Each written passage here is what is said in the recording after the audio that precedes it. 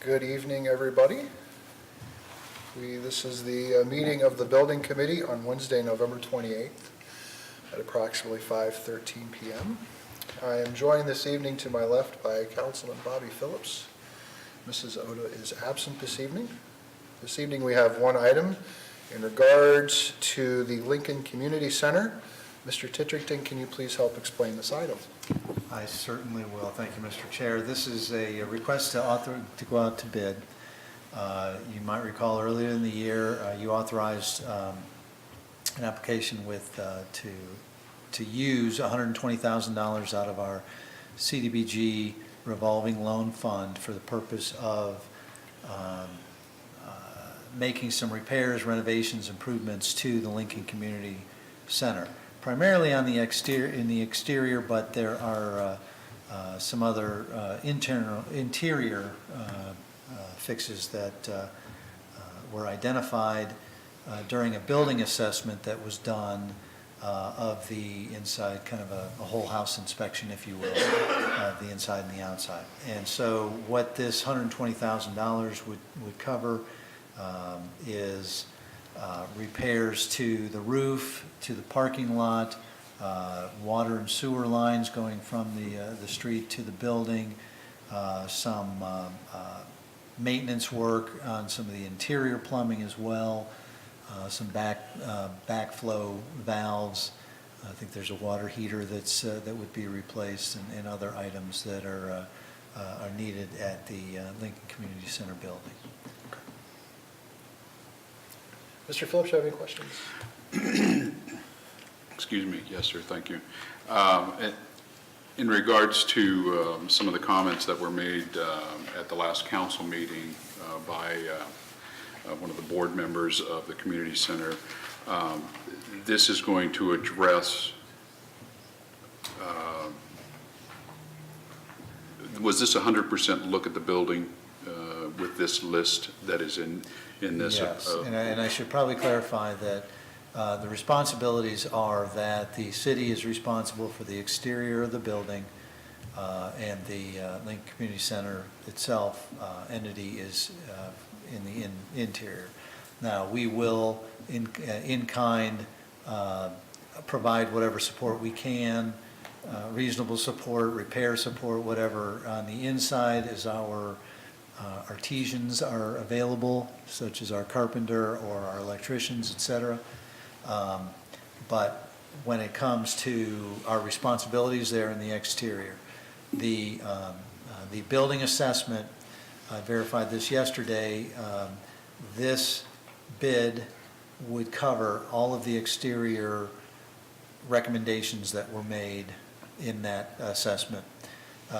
There are a few interior suggestions that are made that are not covered out of this, but where we could, we fit those in as well. So the concerns that were mentioned Monday night, I think they were a little off the cuff, and so that's why I wanted to go back and verify what the bid would include.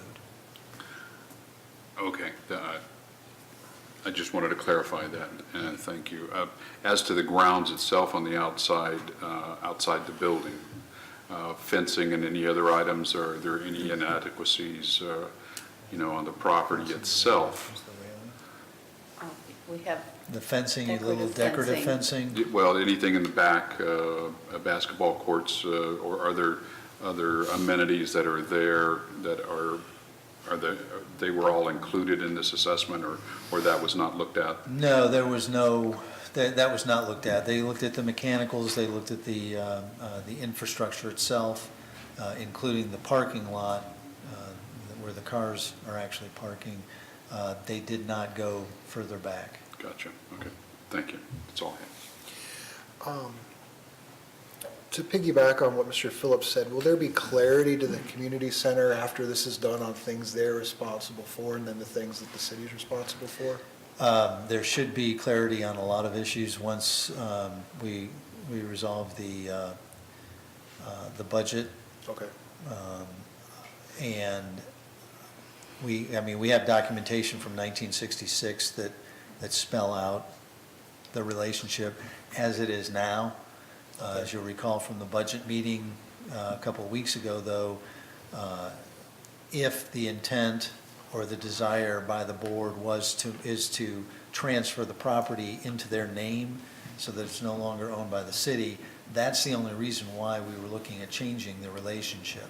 Otherwise, we could continue status quo, budget them accordingly with the $25,000, knowing that we've got these other in-kind expenses that we just pay for as our general operating because it's a city building. And those are the kind of relationships that'll have to be clarified depending on which option ultimately everybody agrees to. Okay. I also think this is clear, but it probably needs to be restated. Even though this is from the revolving loan fund, this is not a loan to the center, correct? It's community development block grant, the federal money, and so when we do revolving loans, that we have to follow that criteria. It is not a loan. We can use those funds as grants with the approval of the state, Okay. and which we have. It is eligible. We can do that, but it will be a grant. It will not be a loan. Okay. Any council members in the audience have any questions?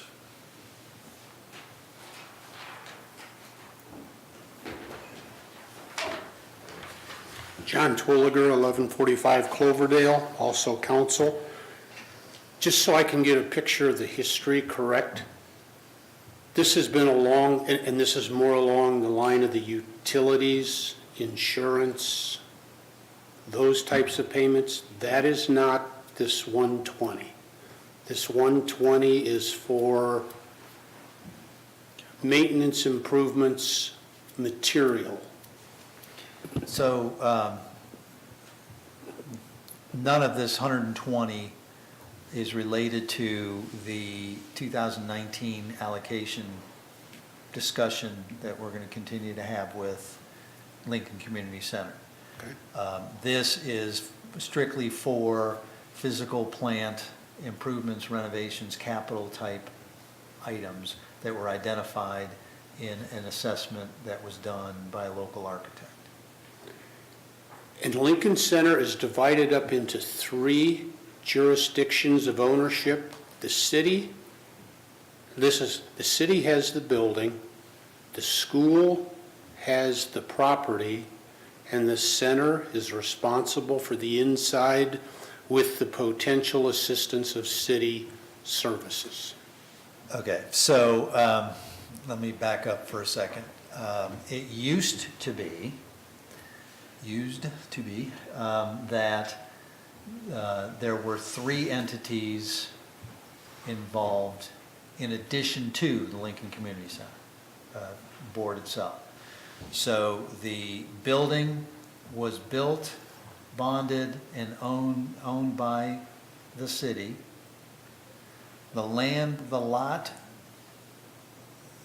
before it was combined, the lot underneath the building was owned by the Troy City Schools. The lot behind the building that includes some or all of the basketball court all the way to the back was owned by the Board of Park Commissioners.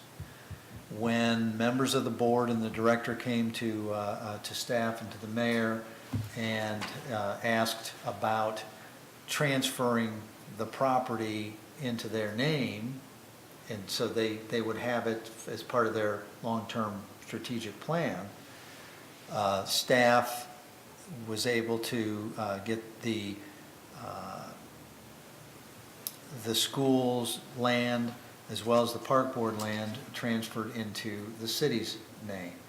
So, and since that time, then we have combined both lots plus the building onto one single parcel and filed that with the county. So it is now one parcel, building and land.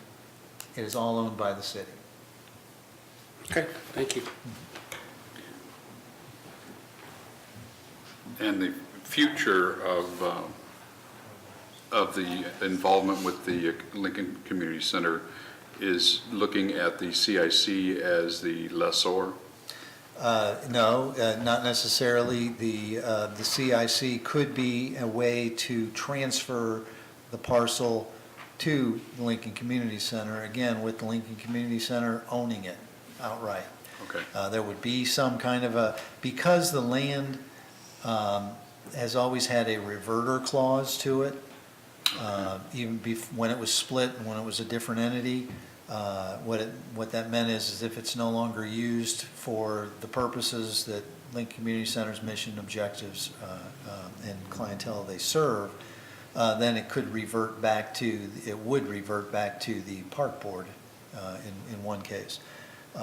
So if we did go the route of using the CIC, there would be conditions that would be passed on from the council as you pass the property to the CIC, and then those conditions would be required of the CIC with Lincoln Community Center. But it would not be, we don't envision it being a lease. Okay. I mean, there's no need to do that. If we did that, then it's basically status quo, and we continue to own the building and Right. have the same relationship we've always had. Okay, thanks. What do you wish to do? Let's proceed as staff is recommending. It's unanimous, let's move forward. Already. Anything else for the Buildings Committee this No, evening? sir. There's no business, this meeting stands adjourned.